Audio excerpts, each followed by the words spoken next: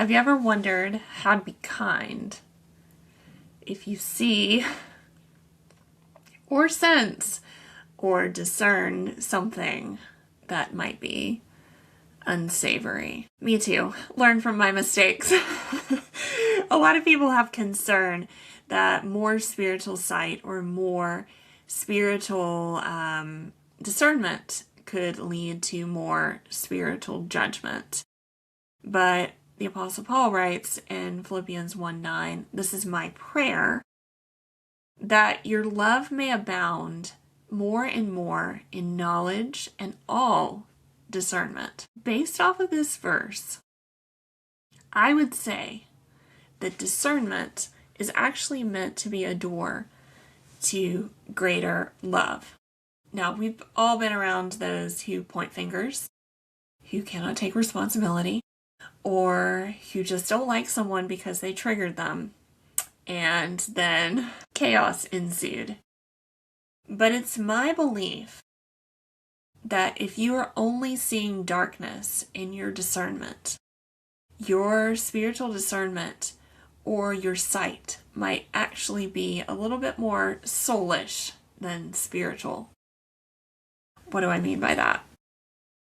Well, if you only ever see the good, you're going to miss the things that God wanted to show you so that you could get involved with Him and change.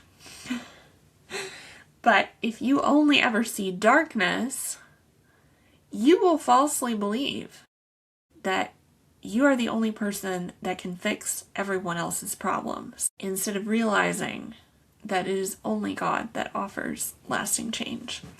Here are a few things I've learned along the way. For a little bit of context, I have seen and sensed and felt in the spiritual realm since I was a really small girl. And those things have not always been positive, but I have been fortunate in that from a very young age, Jesus showed up in my life.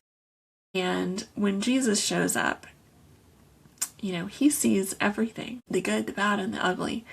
And He's really, really good at helping you walk through things. It doesn't mean I haven't made mistakes along the way. It doesn't mean I haven't been too sharp when calling a thing out before. But over time, I've mellowed just a hair. And these are some of my tips. 1, see the person behind the spiritual issue and refuse to engage spiritually until you're moved with compassion for the person. We see time and time again that this was Jesus' strategy in all 4 of the Gospels when dealing with people that were sick, people that needed deliverance, people that needed different things. It says repeatedly, and His heart was moved with compassion for them. That's your first place. That is your first stop, is to see the person and to see them as God would have them become. It doesn't mean looking away from whatever is happening in that moment. It does, however, mean looking towards, this is where they are, this is where I think God is inviting them to come. But with that, God does not control us. God invites us. And so, you could be sitting there being like, you've got such a great invitation from God. Why won't you take it? This brings me to my second point. You have to understand that darkness is a powerful deception, and that lies are lies. And your only goal can be to turn the light on. You are never going to control someone or force them out of darkness.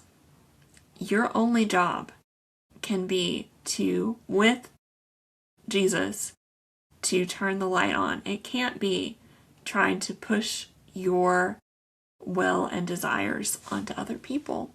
Or, as we see in a lot of ministries, so-called, a desire to display spiritual authority and power for self-importance. That can be just as problematic. And 3, this is probably the most important point.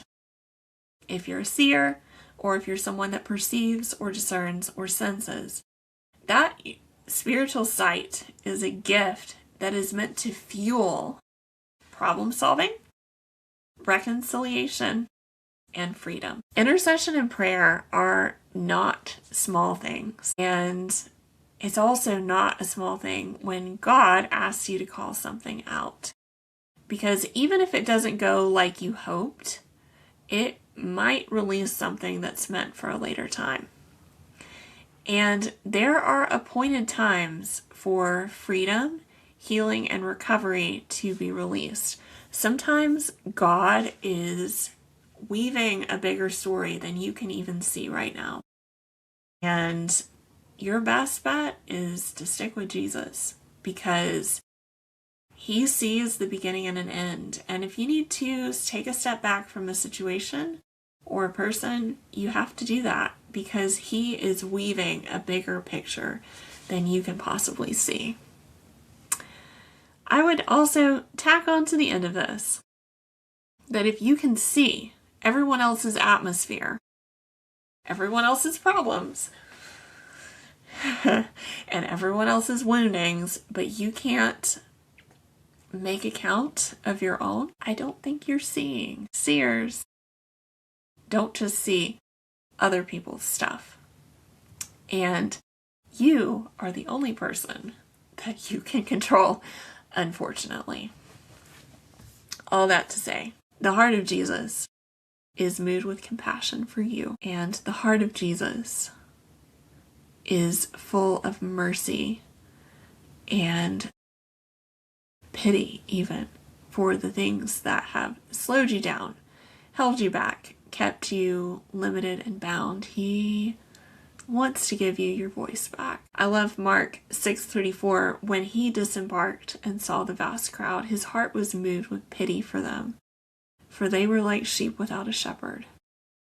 And he began to teach them many things. Compassion always leads to brave communication and bold kindness that pierces darkness and heals hearts. Hey there, I'm Mary. I teach on the spiritual realm and hearing God in more depth than YouTube commentator sections can really allow. On some courses on my site, you can click to find those. Otherwise, if you enjoyed this video, hit the subscribe button so I don't slip away, and keep listening for the next video.